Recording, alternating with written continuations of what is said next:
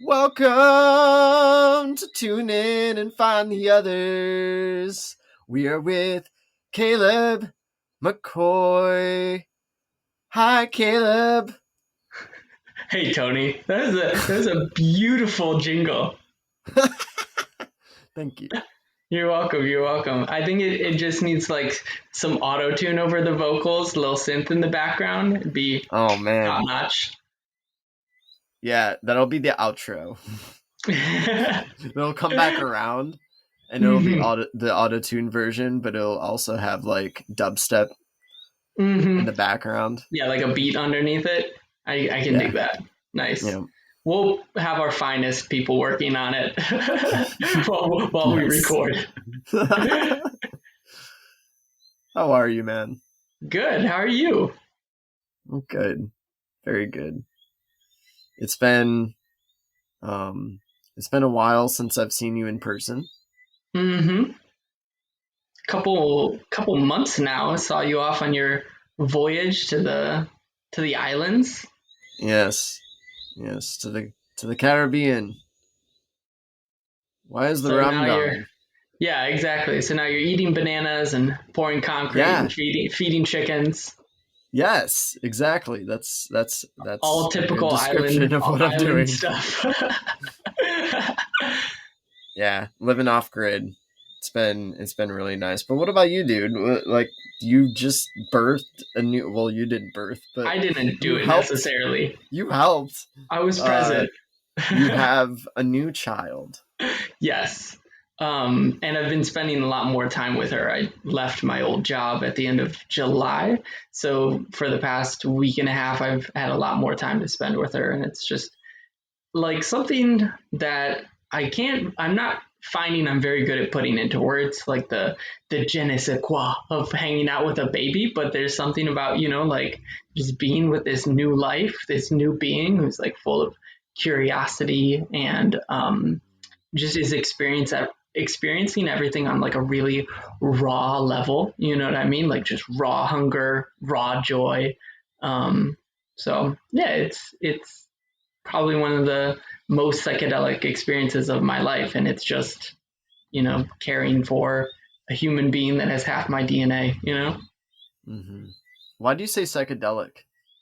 Because it's expanding or expansive or like that's what psychedelic means, mind expanding, right? In the same way, like a proper psychedelic trip like breaks down your sense of self. You know what I mean? Like I feel like my old self is being broken down because it's like one thing to have your own like selfish inclinations and desires and dreams of like, oh, this is what I'm going to do. And you'll find that like having a baby, like today, there were numerous instances where I was like, oh, I'm going to bake some bread. And I'm halfway through making the dough. And then I hear her peep from the other room. And it's like, well, this has to be paused or like put on hold for a while, And I'm choosing to see her as a Buddha, which is, I mean, she kind of looks like the Chinese little like figurines of a Buddha because she's got a big belly and is like basically bald, right? But I mean from like the perspective of like, what is this? If this being is infinitely wise and infinitely compassionate, what is it trying to teach me, in this moment? Right now, she's teaching me a lot about patience and perseverance, especially through sleeplessness. So, it's yeah, in that way it's psychedelic. It's something that changes you from the inside out and the outside in. Yeah, I love that you broke down the should own that. Thank you. Yeah. Mm-hmm. Yeah. And that's something that I've probably heard before, but just like having it be like the words broken down again, it just like really like makes a lot of sense. And I've always loved how Jason Silva talks about taking a trip. Yes. Having the same like is very similar to like taking a trip to another place. Like taking a trip as in a psychedelic trip, you're also like it's very you're using the same language when you're taking a trip, and it has kind of the same or a similar kind of like rewarding experience where you're just Right. thrusted outside of your comfort zone, or you're Mm-hmm. thrusted outside of like your normal everyday life, and you just like go on this journey and you just like Mm-hmm. adapt to whatever comes Right. through. And whether it's like within or without, right? Whether it's like more of an interior journey or an exterior one, because I've had plenty of trips, right, where like walking in the woods or like taking a stroll through the park or going for a bike ride, but also plenty of ones where it's all, internal as well.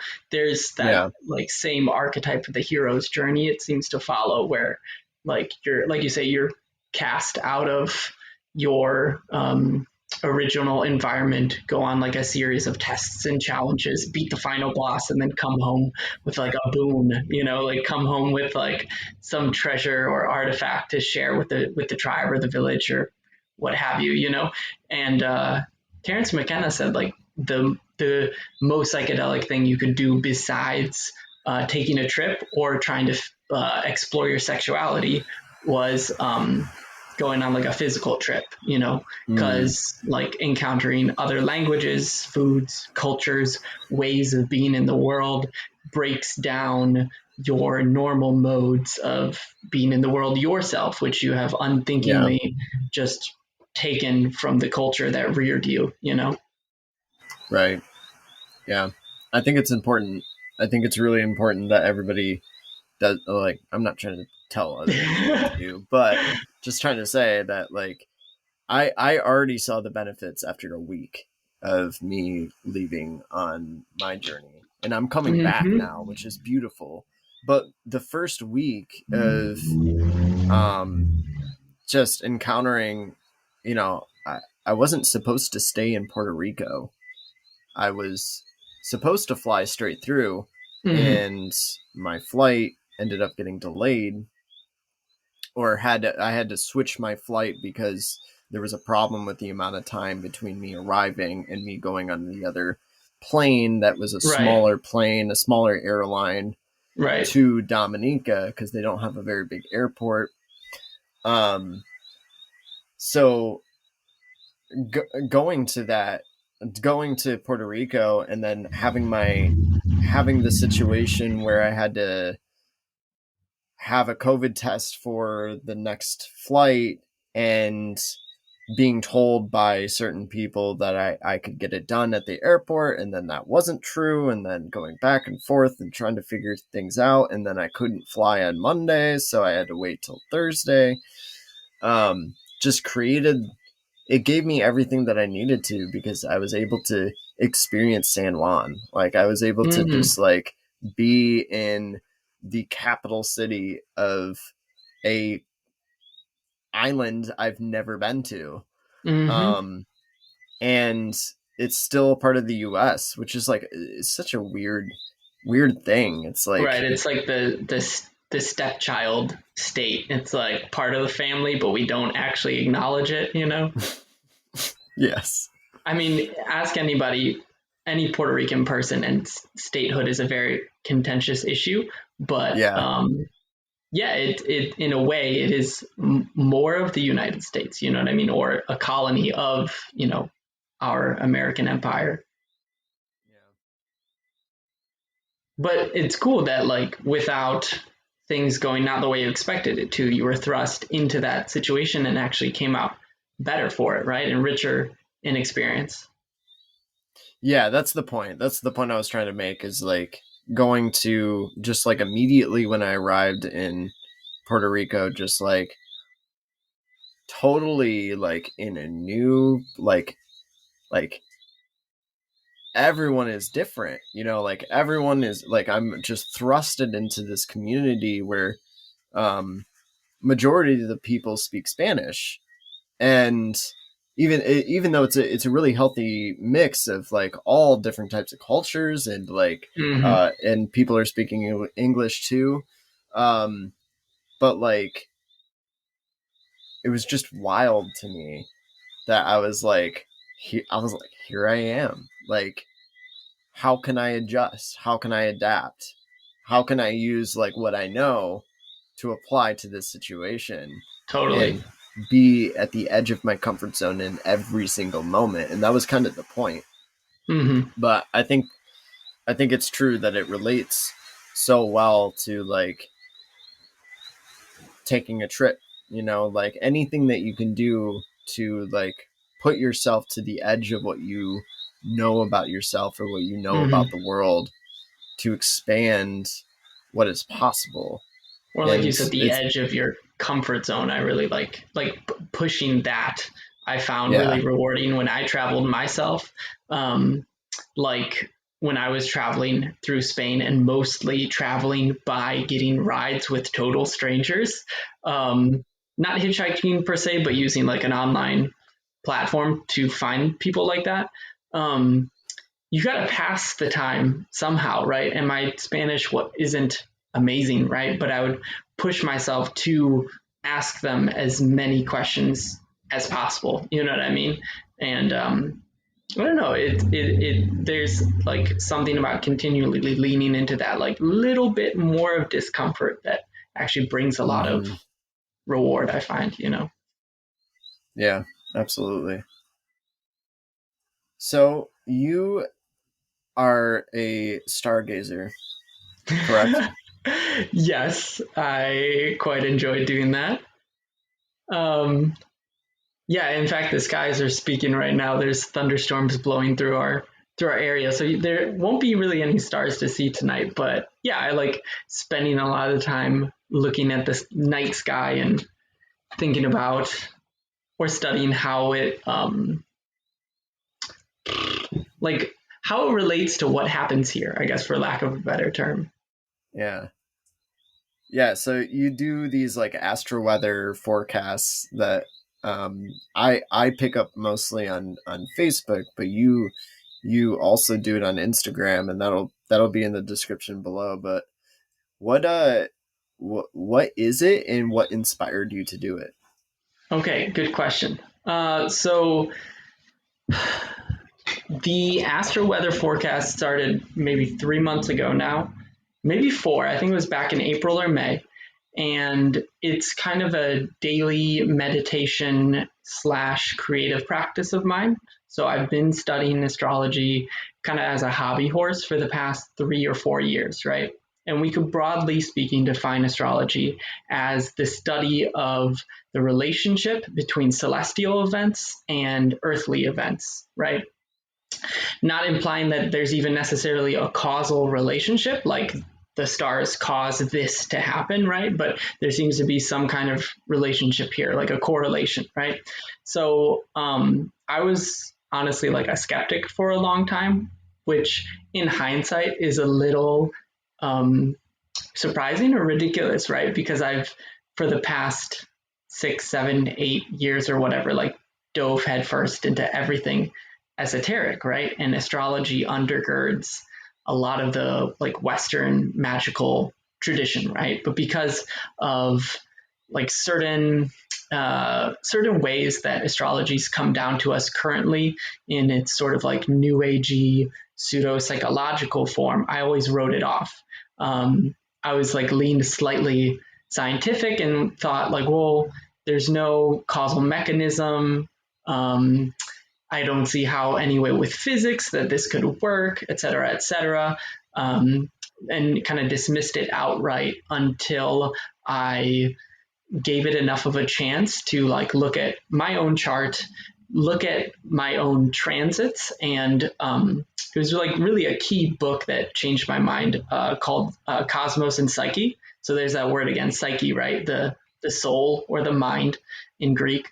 And in the book, the author Richard Tarnas goes through history and attempts to basically map a lot of Western history and key events in Western history, key figures in Western history to certain like outer planet transits, you would say, or like events that happen in the stars. So, so I read that book at the end of 2019, right? And he describes a lot of outer planet transits. Long story short, there were a bunch of outer planet transits that happened in January, 2020 that sort of spelled doom and gloom. Like they were very like negative, I guess, events you could say. And then all of 2020 happened, right? And that like really hit home or like confirmed for me the reality of astrology that like even if there isn't a causal relationship that the stars necessarily create or make happen events on Earth, it's more like a celestial clockwork, like a big clock where when this hand points here and this hand points here, it means the quality of time is going to be like this. Like astrology holds the, I think, interesting idea that time is not just quantifiable, like in days, minutes, hours, whatever, but it's qualifiable. Like you can describe the quality of a time or the quality of people born at a certain time. So, in order to sort of integrate, I guess, what I'm learning about astrology, I started doing these astro weather forecasts. It's really common if you're a professional astrologer to write dailies, right? Daily horoscopes. So most of the time we see that in like newspapers or Cosmo as like, oh, this is your horoscope if you're like a Taurus sun or like a Libra sun or something like that, right?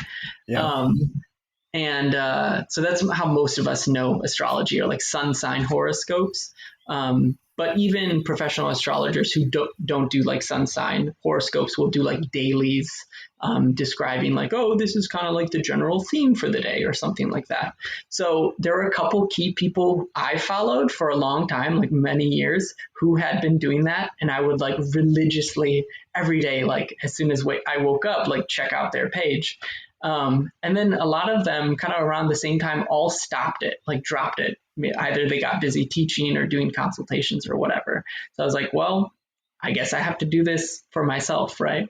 So, so the astro weather forecasts are just kind of like an attempt to articulate the archetypes alive on that given day, if that makes sense. Yeah.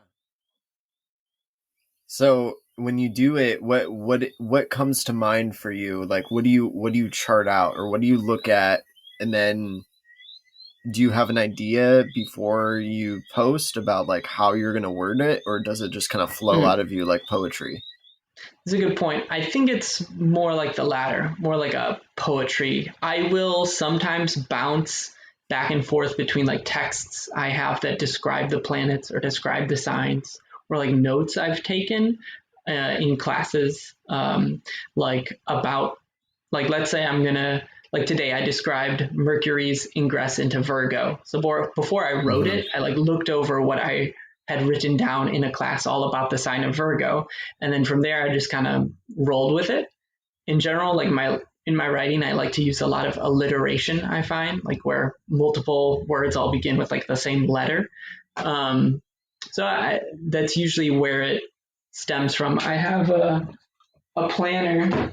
This is not a sponsorship, but there's a company called Honeycomb Collective, and they make these amazing astrological almanacs. So it's like all the data on when planets enter certain signs, when they make different aspects to other planets, and when they make aspects to like your own personal planets in your own personal chart, right? So I've used these for like 2 years now to track my own stuff, right? Like make Mm-hmm. notes like, oh, this is happening on this day, so expect this kind of thing to arise, right?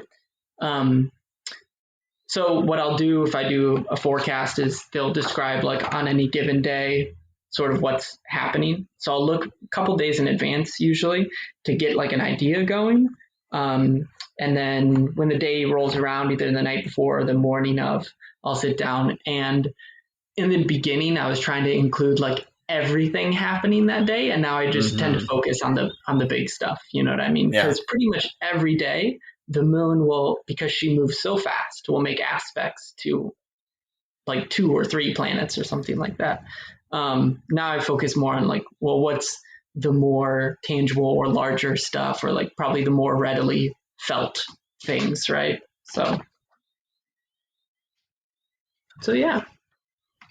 So what would you say to someone that has shut away astrology, thinks it's like this woo mumbo jumbo, and it's hurting people. Like, what if it comes to that, where people really believe that it's like hurtful to people? And I think Right. individually we can use that knowledge to, in our minds, create all these worries and distractions, and Oh, like you know, astrological anxiety, like, oh my gosh, it's Mercury retrograde, and then being yeah, like anxious for 3 weeks straight.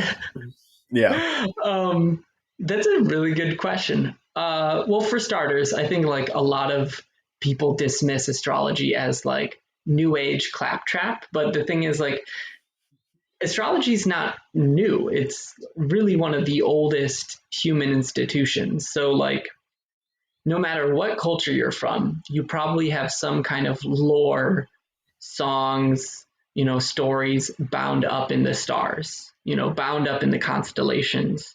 Like a lot of indigenous tribes, hunter gatherer tribes, a lot of their myths, stories, rituals will be bound up in when certain stars rise, when certain constellations are visible. Like, oh, when this constellation's visible, that means we move from our summer camp downstream because this type of fish, is in season or something like that, right? And there are records of people, recording, interpreting celestial phenomena as far as 27,000 BC, I think. There's like, yeah. So, and then, ancient monuments built with pictures of constellations, things like that, right? Astrology as we know it, though, in the West, is probably about 2,000 years old, maybe slightly older, but it itself is the combination of sort of three traditions that all kind of got melded into one around the time, right before, I guess, like 2000, like 0 BC or BCE, whenever we put that, uh, time marker in, right, between BC and AD. So I guess in one way, saying that something's old doesn't necessarily justify its usage, right? But I think it at least dispels the idea of it being something fanciful and channeled by a guy in Arkansas in 1982 or something like that, right? yeah. Uh, Oh god. my main defense of it would be that you have to accept that it's not a literal description of reality, but a lyrical one or an archetypal one. Like it's a way of making story or making sense of the story of your own life. You know what I mean? Um, like it's a way of relating to like the archetypes, which is a word we've been bouncing around, I think, for a lot of this podcast so far. And the archetypes are, well, as coined by Carl Jung, an archetype is like a symbol in the human unconscious that structures reality. So these are certain figures that recur throughout myths and rituals. So like the king, the priest, the warrior, the this, the that, right? The lovers. And he says that these symbols are almost more alive than us, right? If you think about like a character in a story like Star Wars, take Luke Skywalker, for instance, you might say, oh, well, it's a story. Luke Skywalker's not real, right? Well, let me ask you this, Tony. How many people know who Luke Skywalker is, and how many people know who you are? Right? Like, in a way, Luke Mm-hmm. Skywalker lives on in the minds of more people than you do, you know? So these archetypes animate and give life to so much of our lives. We unconsciously enact them so often. In a way, you could say, like, I've stepped into like a certain archetypal role, right? As like a father or provider or something like that, right? But taken astrologically, all seven of the classical planets could be said to represent an archetype, right? Um, Richard Tarnas, who wrote that book, Cosmos and Psyche, the way he got into astrology was he actually worked for a long time with Stanislav Grof. I'm not sure if you're familiar with him, but he was like an early psychedelic researcher. He was like in that same stew, like Ram Dass and Timothy Leary, right? So in that Okay. same Yeah. era of like early psychological researchers who are trying like administering LSD to people in like clinical settings. Stan Groff came up in that same era, right? His assistant for a while and a collaborator was Richard Tarnas. And what Richard Tarnas found was he thought that people's trips, because they were looking for like correlations to like how people's trips would unfold. And he found that he thought or observed that people's trips unfolded in alignment with the like the astro weather, right? The space weather, the archetypes present that day or during that period of time. And that launched his own study of astrology. As for it Interesting. like being dangerous, I mean, insofar as they're insofar as like it provoking anxiety or like maybe someone putting too much stock in it, I think that's just up to somebody to like no matter what you believe, you probably shouldn't take it too seriously and you should probably question whatever you buy into. You know what I mean? Mm-hmm. And test it yourself before you put any stock in it, you know? Yeah. I think that's a really good way of saying that. It's kind of like the whole like chicken before the egg, or um, like maybe that's a bad example, but Well, I mean, an anxious person can fixate on anything. You could fixate on Mercury retrograde, or you could fixate on like, oh no, my knee hurts. Maybe I have this, terrible disease, and go down the rabbit hole of, tendinitis, yeah, right. Because I've done that, diabetes. that like the phantom illness anxiety, or there's different forms of anxiety. You know what I mean? Um, it doesn't have to be astrological. I think that's a great answer. I think that's I'm really inspired by you and what I've learned from astrology, just from from what the way in which you've described the different aspects of like the terminology, and Mm-hmm.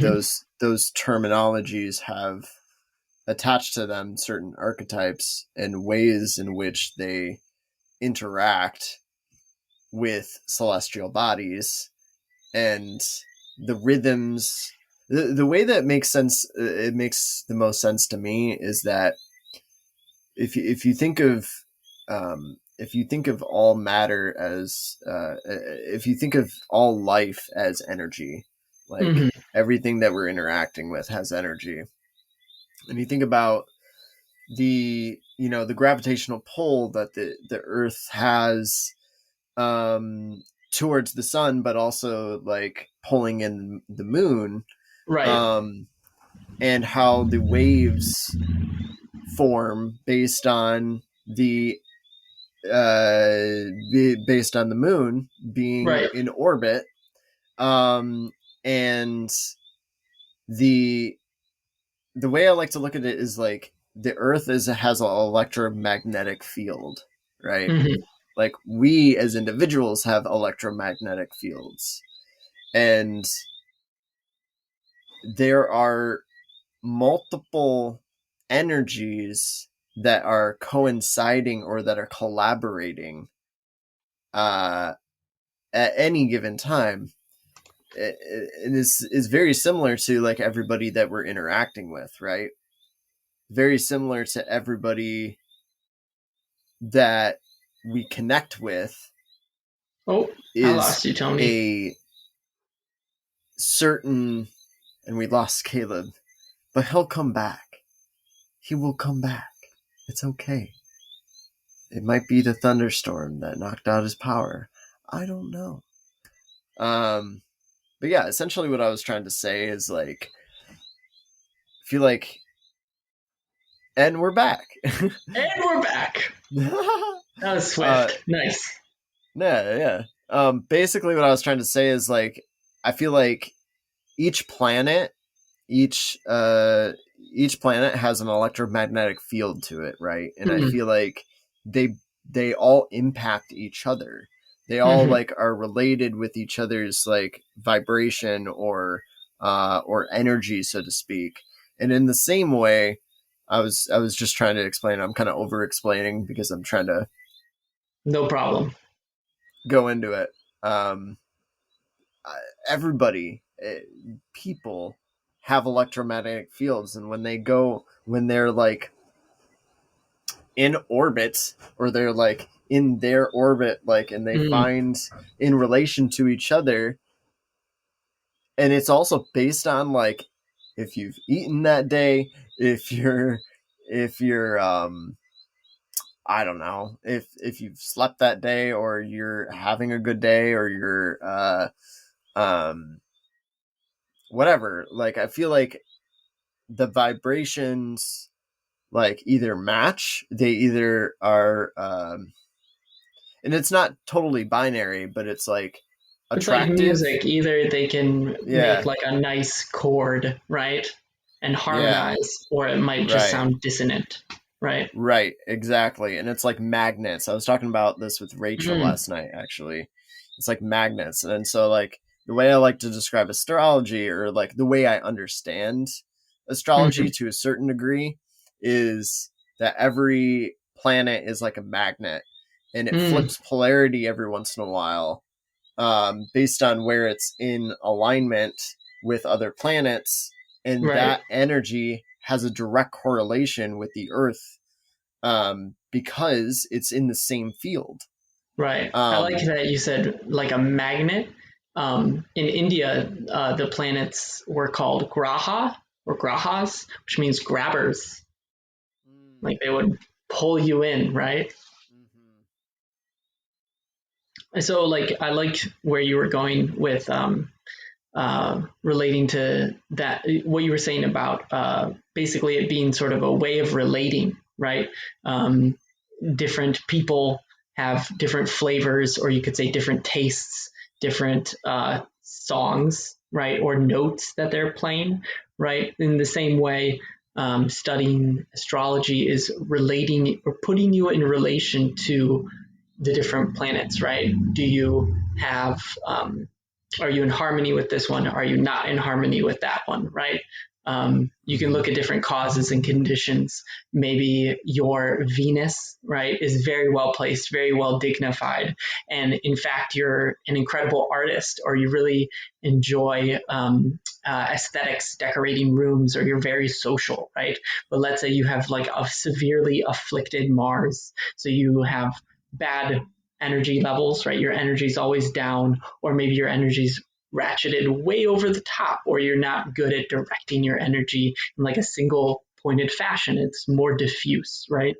Um, so you can look at the way, like it's kind of cool with the idea of the birth chart. It's that you carry with like a snapshot of the particular moment you were born. You carry that snapshot with you for life, right? Um, So that moment where this planet was striking that note or resonating that frequency, right, stays with you, and in a way is like imparted to be your frequency or your note, right? Notes. It all comes back to music. Obviously. And the universe is made of sound, and like if everything is vibration, right? It's all music. It's just Mm-hmm. everything's wiggling. Right. It's just a matter of figuring out, you know, what song they're singing. And some people, for a long time, thought that we were the only wiggle in the whole universe. That was just one It turns out floating there's a lot ball of of wiggles. trees and water and Mm-hmm. people and Mm-hmm. animals. Right. But there was the sun, and then there was the moon. They seem like they're the same size, Mm-hmm.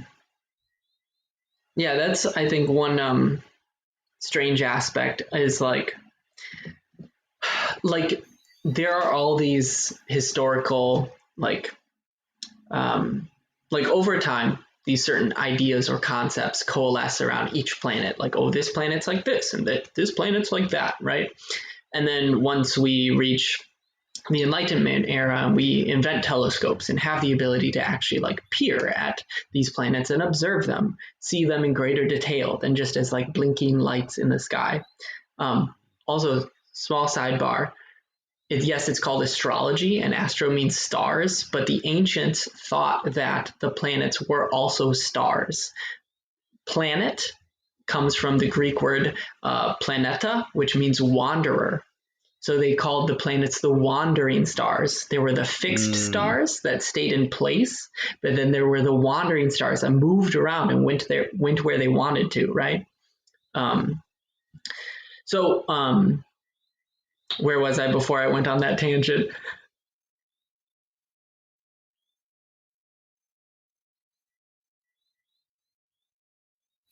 If this was live, we could ask the audience. I know, right? Wouldn't that be nice? Have a chat box and someone is just like, oh, you're saying this. You were saying this. Oh, so I was talking about the like how certain meanings coalesce over time, right?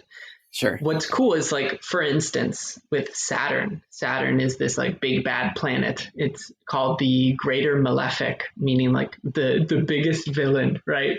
In ancient Greek astrology. And he governs walls and limits and hard structures, and you know what I mean. Like we encounter our limits with Saturn, where we must stop, right? And then we like put a telescope on Saturn and see it's bounded by these beautiful big rings, right? The planet is literally locked in place by like a fence of rings surrounding it. Jupiter is called the Greater Benefic and is taken to represent bounty, growth, getting big people, like big personalities. Well, we put a telescope on Jupiter and it turns out it's the biggest planet, right? It's fucking huge. And so on and so forth. Like there's, I think, something synchronous about how people have these observations just through like having a relationship to the planets or observing them in other people's lives. And then I think there is something about like on the material level or like the scientifically observable level, some way where those things hold to be true or manifest in like a really literal way, right? Like Mars is god of bloodshed, and we get a look at that planet and it's bright red, things like that. Yeah. It really spoke to me when I started understanding each planet and the quality of each planet, and then its relationship in my chart.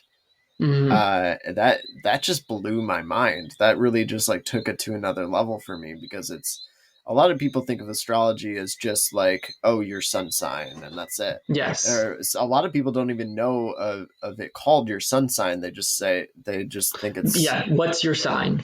What's your sign, or like your astrology or whatever it is. Right. And it totally shifted my perspective when I realized that it doesn't just all fall on your sun sign. It with every planet, and then outside of that, I know there's more that people tune into that like have even more fine-tuned forecasts / like determination of what's going on at this moment, right, or at a certain moment in the past, or a certain moment in the future, so to speak.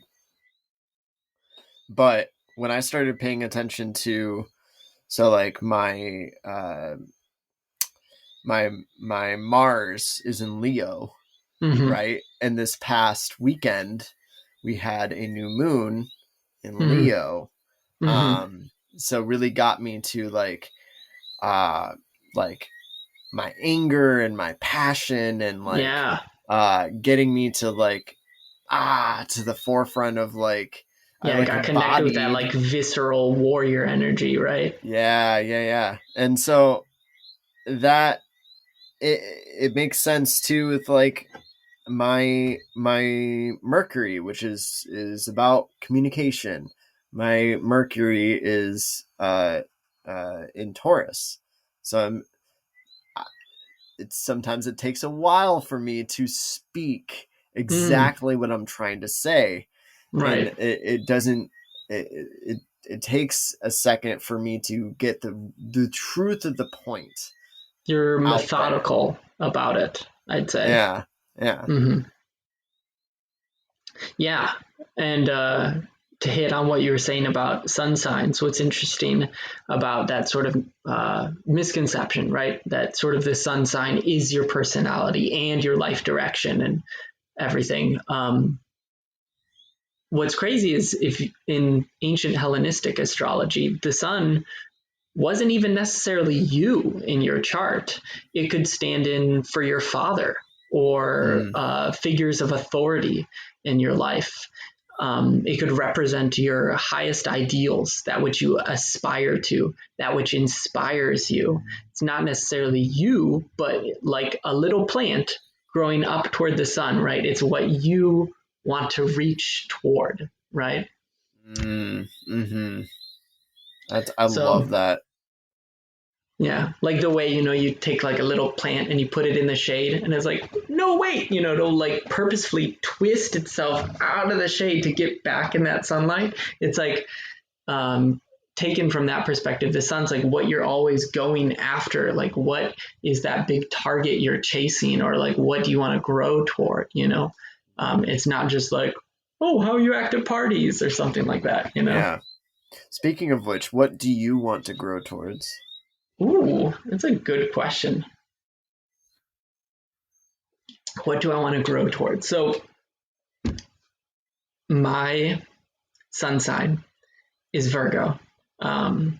I very much identify with that. Like I can deconstruct and tear apart the idea of sun sign astrology, but at the same time, I'm like, I really love being a Virgo, and I do some very Virgo-y things in Virgo-y ways. But when I like think of how that pertains to like the visions or like dreams of the future I'm chasing, I think of it in terms of like the classical vision of like some like usually a young woman, a maiden, right, a virgin, Virgo, a virgin holding like a chaff of wheat, right? The sign comes at harvest time, and I think of like visions of eventually living in like a permaculture homestead, reaping like harvests of my own skill, my like bringing to life like gardens where things can flourish. That's what I want to grow towards eventually, like being able to live in an earthship. Like if you're familiar with that style of home building, like an earthship or something similar, being able to mostly grow my own food, being able to have some chickens, some goats, something like that, and live in like some off-grid situation, maybe not entirely off-grid, but like some degree of it, right? I still want to be able to, see my friends, maybe see a concert, see a show, right? But being able to harmonize, organize, be in contact, and be a caretaker of the natural world, something like along those lines. That's what I'd like to grow towards. Beautiful. What about you? That was a good question. Yeah, I'm really looking at that right now, and that's part of the reason why I wanted to ask the question. Because we are part of a band, right? We have there is the greatest damn band the universe has ever seen. It's called Why Not, if people don't know. But so there's Why Not, and Why Not is a project of like kind of tying in these mystical, experiential things that I feel like have been helpful lessons in my life, and that lyrically we can build towards a better future. Like, so creating music through this band, right? And creating shows, creating experiences for people to gather together. And I was thinking about that, and I was like, that is something I like to do, and it is something that like brings me joy. Is probably like one of the highest excitements that I can think about when I think about like the beautiful experiences that I've had, is like bringing people together Mm-hmm. and being able to give them an experience that makes them feel empowered and loved and purposeful. Mm-hmm. Um, so there's that aspect of it. And then the other aspect that I'm thinking about it in that way is like, okay, so like, yes, that's all well and good, but how relevant is that in a collapsing world? You know, how relevant is that when, you know, certain aspects of our society start crumbling, or fascism rises, or all these Right. numerous things that can happen with this potentiality, this like, there's almost like a splitting of the timelines, and we get to choose which Mm-hmm. way we go. And it's going to be a collective choice. It's an individual choice, but like, you know, it's up to everybody how we really take this thing. Right. So I'm constantly thinking about that, and I'm constantly thinking about like, how can I align my life in a way that serves the best outcome of whatever choice humanity chooses. Mm-hmm. Like, so I believe in the music front, that music is a way that gets to people's hearts, that gets through past the ego, where we can really like um, shift our way of thinking, almost like psychedelic experience for people. Mm-hmm. And in another sense, it is a way for people to gather together and make connections that never had connections before. Um, and I think about it in terms of future possibility of collapse, and those connections being important. Um, like, imp- it. I want to use a better word than connections. Like, important. Important relationships that can be the deciding factor, um, between somebody not having enough food to eat, and then having made this connection, and also believing in the serendipity of things and the synchronicity of things, and they just so happen to have grown a bunch of the food that they like the most or something, you know, like, Right. or they have the tool that they need to um put this last puzzle in its place. Right.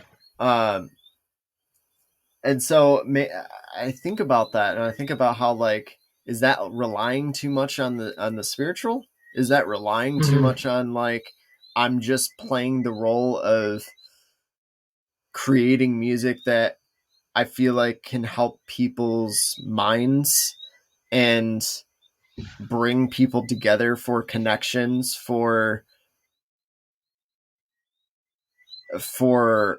relational dexterity, like relational like resilience, Right. like uh so there's that.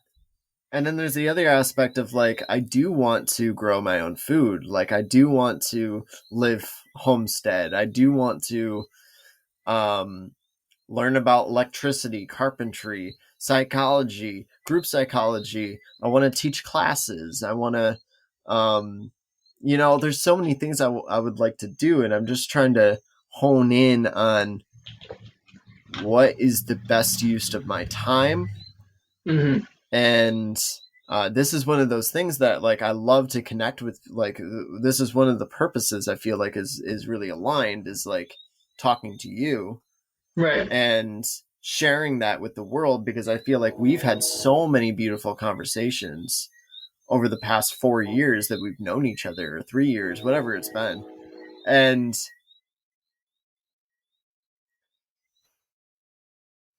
that in itself can be a help to people, Right. Um Well, just luckily in shifting community, perspectives. right, right.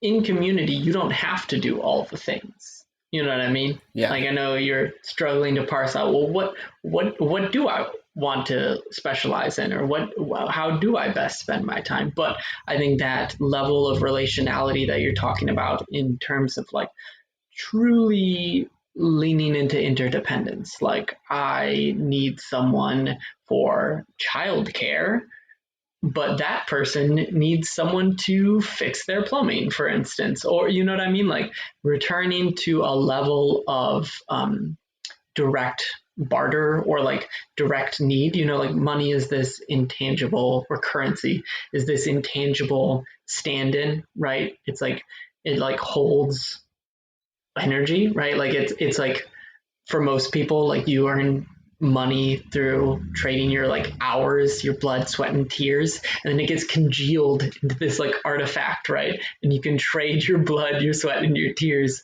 as like a small token, or like an electronic signature for like somebody else's services. Well, you can just cut that out entirely. You can just be like, well, hey, I'm good at this, you're great at that. Like, how can we help each other out? So in that way, you don't have to do all the things, Tony. Mm-hmm. And that will be, I think, more important in the future anyway. Being able to navigate like that alone socially, being able to locate people you can trade with, establishing relationships with people like that. That's going to be, I think, more and more important in the future. Yeah. I guess it's a really interesting thing, because it's like like my life is based on relationships. Like Mm-hmm. that's a really huge, probably the biggest part of what I'm here to do, is build healthy relationships as much as Mm-hmm. possible. And obviously I've failed in so many, well, not failed, but I have not been there. There's many times that I have not been at the best of my ability of communication and Sure. building healthy relationships. But I think overall, I have that's my purpose, is building enough relationships that are on the heart level, that Mm-hmm. um and then connecting those people with each other, Mm-hmm. Right.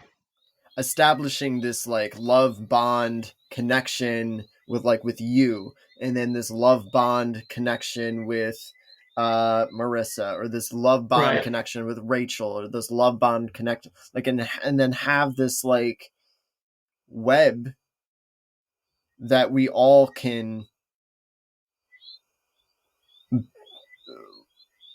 kind of just utilize in a way that helps us to serve whatever need is needed. Right. Right. And outside it, like, in I guess I've struggled with that at times, because it's like, is that all I'm doing?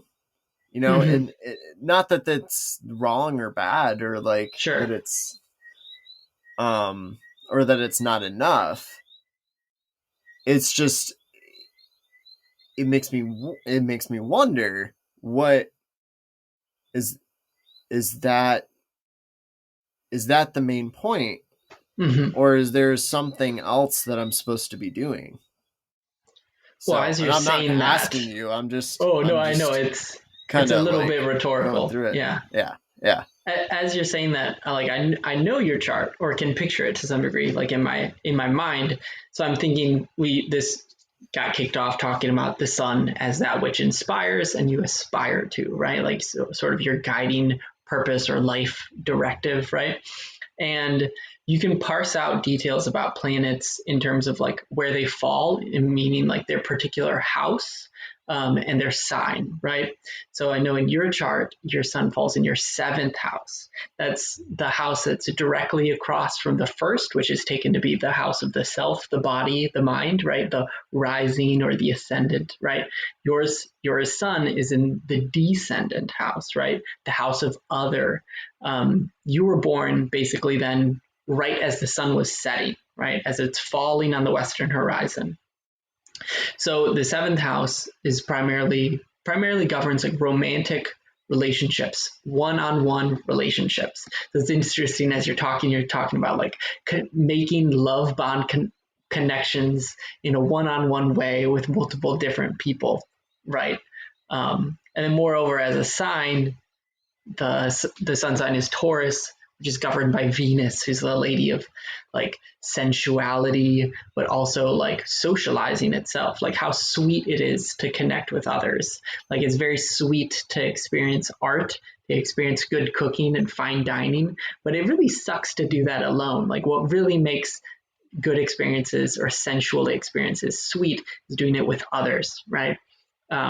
There's this like intimately like social sense with Taurus. Like think of cows and bulls, like they flock together. They love being together. You know what I mean? So thoughts popping in my head as you were sort of, peering into, what your sun sign, may say about you. Yeah. For me, it falls in my 12th though, which is like it's considered a very negative place or a fallen place. But I think for me, when I learned that, it like explained a lot of like my lifelong struggle with like depression and staring into the void and suicidal ideation. And like the 12th house is said to be the house of like sorrow, imprisonment, bad fortune, mental hospitals, things like that. But it also can be like hidden things. And I've spent the better part of my life like staring down like esoterica and learning as much as I can, being like a Virgoan librarian, organizing and accruing data about the occult, right? The hidden things. Yes. So in part, that's kind of what I aspire to, but because it's my 12th house, I'm not very public about it. I'm not very public about how much I love magic and sorcery and all that, but, well, it's public now. It's super public now. It's on a podcast. That's so when you're asking like what am I growing toward, one thing I'm growing toward is I want to be a professional astrologer, but I'm just getting that going now. Like I'm a podcast guest, so I should be able to be like, well, at the end of this cast you can check out my website and book a consultation. But I'm just starting to I feel pretty competent with the material now, but it's a matter of like setting up all like the unsexy parts of it, like establishing a brand on social media, and like putting together a website and all that. Ideally, that's what I would like to do professionally, because I feel as if I would be able to pursue a passion, be helpful to other people, but also it would free up a little bit more time that I can spend with my daughter, right? So in a way, that's what I'm growing toward, wanting to be, I guess, like a part-time professional woo person, having been definitely skeptical and critical of professional woo people for a long time. But here I am, Here you are. Here we are. Here we both are. Yeah. What a moment. Yeah. Man, I'm so excited for you to come back. I know you're having a good time, but like I'm selfishly really excited to see you again. Yeah. No, it's time. It really is. I've had good experiences here. I've had some shitty experiences here. And really all of it has like just pushed me and in all the Mm-hmm. ways that I can be pushed really has just like extended me to like um my deepest sorrow. My like I Yeah. like for the first week that I was here in Dominica, I um I was cut off from tobacco.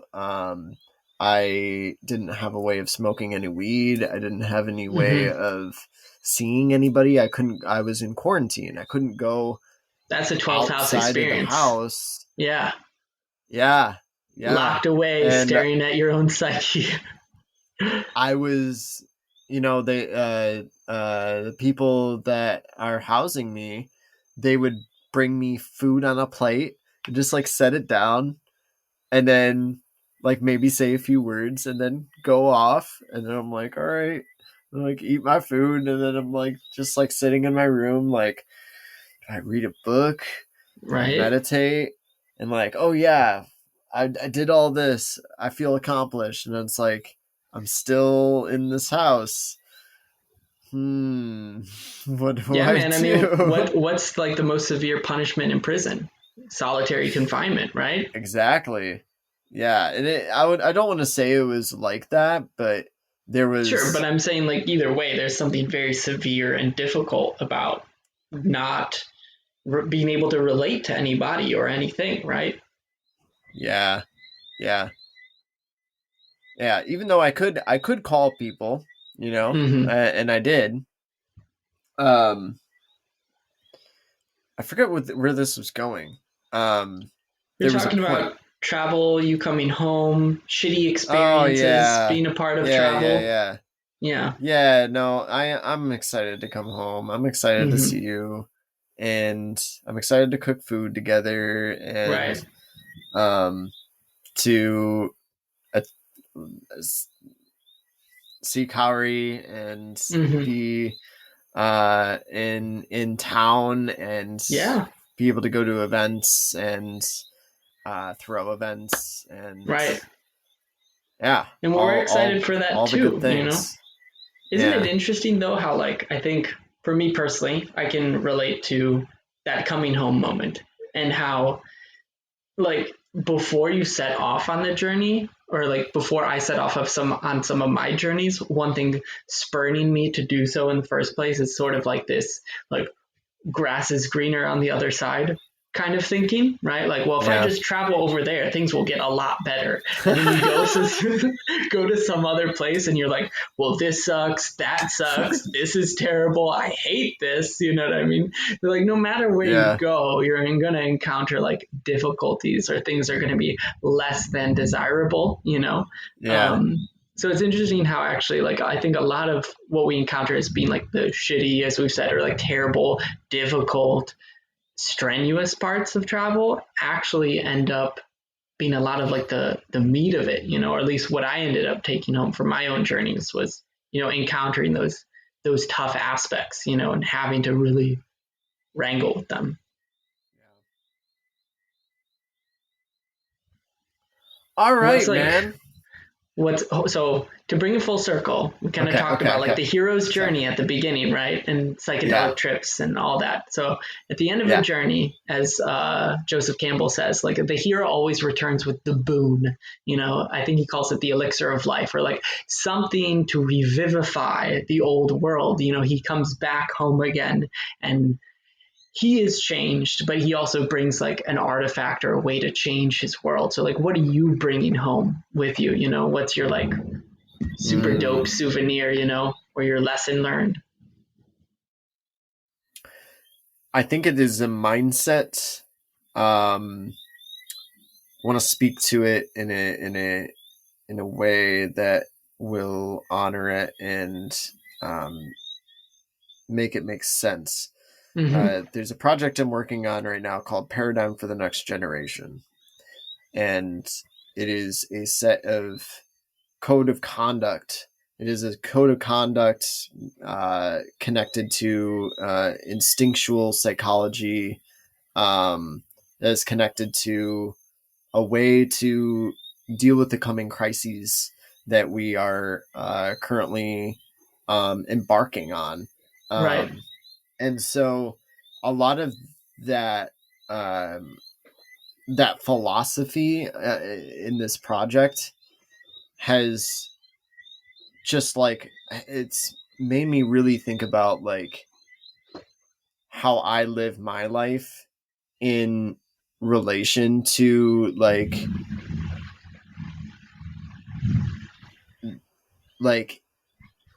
my rhythms and patterns and like my psychology and like what does resilience mean to me, you know? Right. Like with this project, it's all about local resilience, right? And like just like grass has always been about like local resilience, the application of that, I don't know if we've succeeded in the way that I would like to yet, but I think what it all comes down to is what the medicine that I feel like I am bringing is a closer relationship with my own local resilience. Right. And that in itself, like the habits that I local choose to meaning cultivate. located within yourself. Yeah. So Right. like the habits that I'm forming for myself and the awareness of who I am and what I'm here to do, and having that mind map, so to speak, be defined and clear. I think when I come back, I'm bringing a sense of confidence in myself that I've never had before, and that is going to allow me to show up more authentic to who I truly am. That will allow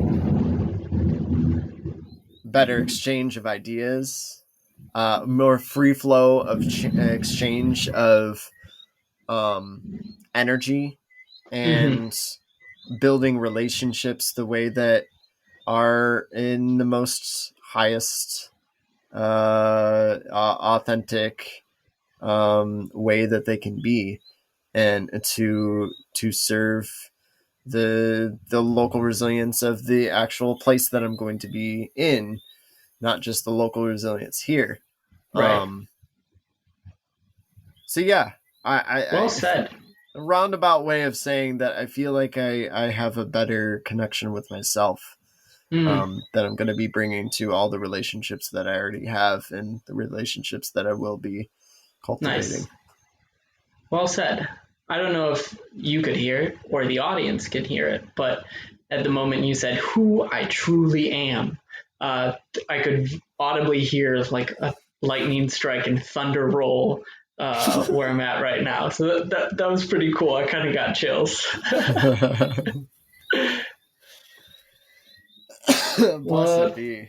Yeah. Thank you so much for your time today, Tony, and for inviting me on, man. Thank you for your time. Yeah, this is amazing. I'm really grateful to spend another evening talking with you and connecting with you. And I look forward to when I return and we can have more conversations. And with a lot of the people that I've had on, I'd like to do round 2 with them. Nice. You're definitely one of those people that I would love to do another podcast with. I'm still looking forward to the Hunter round 2. Yeah. No, yeah, that needs to happen. That's going to be unreal. Yeah. Well, I would love to come back and speak again. That'd be awesome. That'd be fantastic. Awesome. Well, everybody who's listening, I'm really grateful that you tuned in. And we found Caleb Mccoy, who's an amazing person. I'm sure you know by now. And just entirely grateful and humbled to do this podcast. And Caleb, we love you. I love you. The world sees you now in a way that has never been seen before. And can never be unseen. Bear, brother. Thank you, Tony. Sarvamangalam. Farewell to everybody. Bye-bye.